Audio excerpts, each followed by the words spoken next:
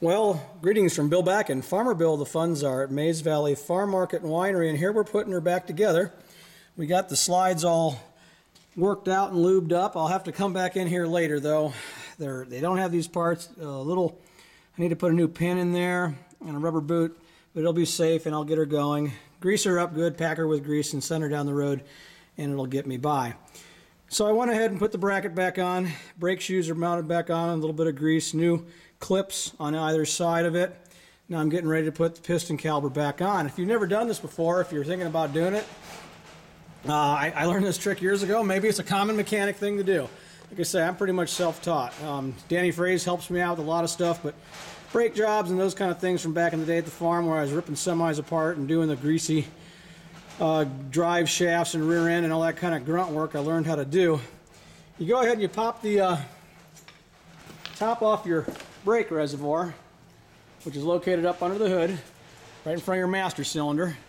Kind of hard to see there in the dark, sorry about that, but it's right there. Take the top off because you have to let some air back out, let it breathe a little bit faster. Do that first, then you come in and get a couple pairs of vice grips. It's really nice if you have the big C-clamp kind for like welding clamps. And you want to go and use those to walk the pistons back in. What I did is I just kind of cranked the vice grip down, squeeze, shove the piston in. Crank it down, squeeze, till you get them all the way back to the pistons are completely collapsed inside the housing. The fluid went back up to the line and up to the reservoir. I took the top off because there was air in the reservoir. You had to evacuate the air, let the fluid go in. Then what I'll do is I'll come around and that caliper will go right on either side of the shoes. And it will be bolted on right here at those bolts.